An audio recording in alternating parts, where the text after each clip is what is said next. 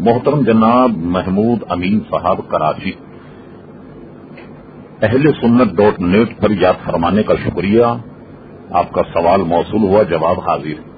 آپ نے پوچھا موئے مبارک شریف سے متعلق قرآن شریف میں کوئی ذکر نہیں ہے، برائے کرم کچھ بتائیے۔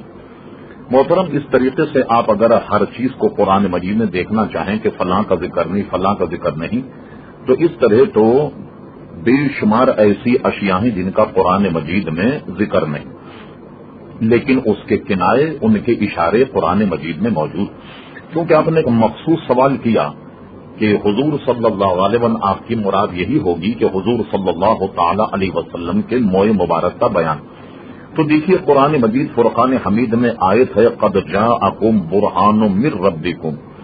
اللہ تبارک و تعالیٰ نے ارشاد فرما بتحقیق اے لوگوں تمہارے پاس نبی کریم صلی اللہ تعالی علیہ وسلم تشریف لے آئے، اور حضور کے تشریف لانے کو اللہ تبارک و تعالیٰ نے برہان من ربکم فرمایا کہ تمہارے پاس اللہ تبارک و تعالیٰ کی طرف سے ایک برہان آئی، اور اس برہان سے مراد مفسرین نے حضور صلی اللہ تعالی علیہ وسلم کی ذات لی۔ اور اس کی وضاحت و تفسیر میں علماء نے لکھا کہ دیگر انبیاء کرام علیہم الصلوۃ والسلام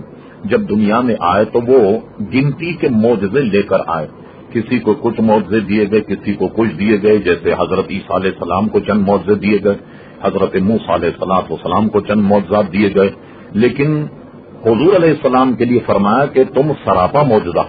تو جب یہ قرآن مجید نے قد جاءکم برہان من ربکم فرمایا تو معلوم ہوا کہ حضور کی پوری ذات سراپا معجزہ، یعنی آپ کے بال مبارک سے لے کے ناخن مبارک کے تک کی جو ذات ہے وہ معجزہ۔ اگرچہ علماء نے وہ شمس و ضحیٰ کا معنی حضور علیہ الصلوۃ والسلام کا چہرہ کیا ہے، وہ لیل اذا سجا وغیرہ آیت کے معنی حضور علیہ السلام کے موئے مبارک اور بالوں سے بھی تعبیر کیا۔ اگر آپ جاننا چاہیں تو شاید یہ شعر آپ کے لیے کافی اور وافی ہو، اور جو پوری تفسیر کو اخذ کیے ہوئے۔ اعلیٰ حضرت فاضل بریلوی رحمۃ اللہ علیہ نے اپنے نعتیہ دیوان میں فرمایا ہے کلام الہی نے شمس الضحیٰ تیرے چہرے نور فضا کی قسم، قسم شب تار میں راز یہ تھا کہ حبیب کی زلف دوتا کی قسم۔ وہ اعلیٰ حضرت فاضل بریلوی نے اسی طرف اشارہ کیا۔ تو ایک اشارہ تو قرآن مجید میں مل گیا۔ اب آئیے نبی کریم علیہ السلام کے موئے مبارک سے متعلق صحیح ستہ کی حدیثوں میں ہے کہ نبی کریم صلی اللہ علیہ وسلم نے حج کے موقع پر آپ نے حلق کیا، یعنی بال منڈوائے۔ جب حجام نے آپ کے بال مونڈے تو آپ نے وہ بال لے کر غالباً حضرت انس ابن مالک رضی اللہ عنہ کو دیے اور فرمایا کہ یہ لوگوں میں ان کو تقسیم کر دو۔ اسی طریقے سے ام المومنین فرماتی کہ ہمارے پاس حضور کا ایک موئے مبارک تھا، ہم نے اسے چاندی کے نلی میں رکھ رکھا، اور جب کوئی بیمار یا مریض آتا تو ہم کہتے کہ تم ایک کٹورا پانی لاؤ، اور وہ موئے مبارک جو ہیں وہ گویا ان کو اس میں گھول کر کے چاندی کی نلی پانی میں دے دیتے، اور وہ پانی اگر کوئی مریض پیتا تو اس سے صحت ہو جایا کرتی۔ اور اس کے علاوہ بے شمار مشاہدات ہیں جو نبی کریم علیہ السلام کے موئے مبارک میں ہیں۔ اور ایک جو میں نے مشاہدہ کیا، بلکہ جن جن کے پاس بھی موئے مبارک، انہوں نے مشاہدہ کیا کہ جہاں نبی کریم علیہ السلام کو موئے مبارک ہے،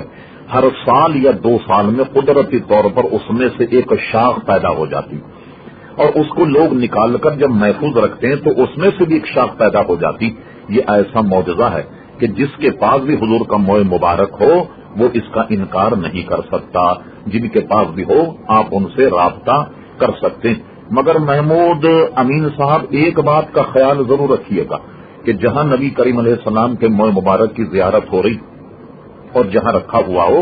خدا کے لیے کبھی اس کی بے ادبی مت کیجیے گا، اس لیے کہ ایک حدیث شریف میں حضور علیہ الصلوۃ والسلام نے ارشاد فرمایا کہ کسی شخص نے اگر میرے ایک بال کی بھی بے ادبی کی تو اللہ تبارک و تعالیٰ نے اس پر جنت کو حرام کر دیا۔